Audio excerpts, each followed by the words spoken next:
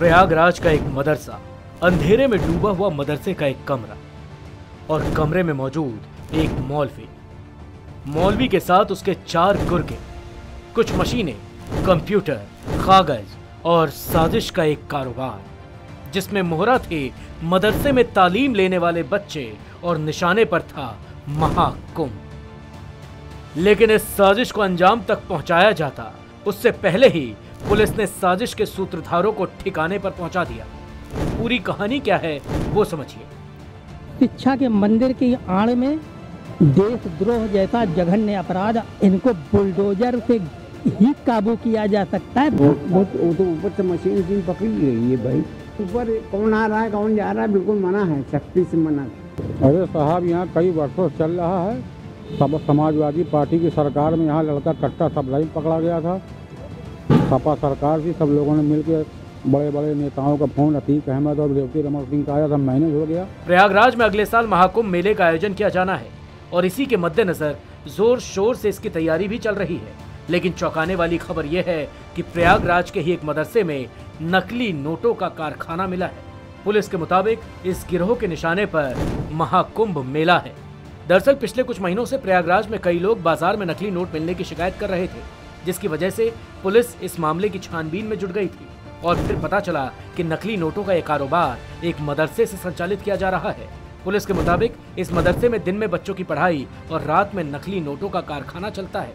और फिर पुख्ता जानकारी और सबूत इकट्ठा कर लेने के बाद पुलिस ने मदरसे पर छापेमारी की। छापेमारी में मदरसे के एक कमरे से स्कैनर, प्रिंटर, प्रिंटिंग मशीन और 100 के ऐसे नकली नोट भी मिले जिन्हें शीट से काटा जाना बाकी था। इस मामले में मदरसे के मौलवी मोहम्मद तफसीरुल अरीफीन समेत जाहिर खान, मोहम्मद शाहिद और मोहम्मद अफजल को गिरफ्तार कर लिया गया है। पकड़े गए आरोपियों की उम्र 18 से 25 साल के बीच है। इनमें जाहिर खान 4 साल पहले ही मदरसे में आया था।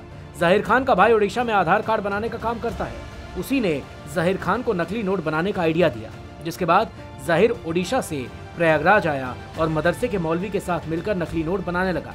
गिरफ्तारी के बाद पुलिस ने जब इन आरोपियों का मोबाइल खंगाला तब पुलिस भी हैरान रह गई, क्योंकि इन लोगों के ब्राउजिंग हिस्ट्री में महाकुंभ से जुड़े कई लिंक मिले।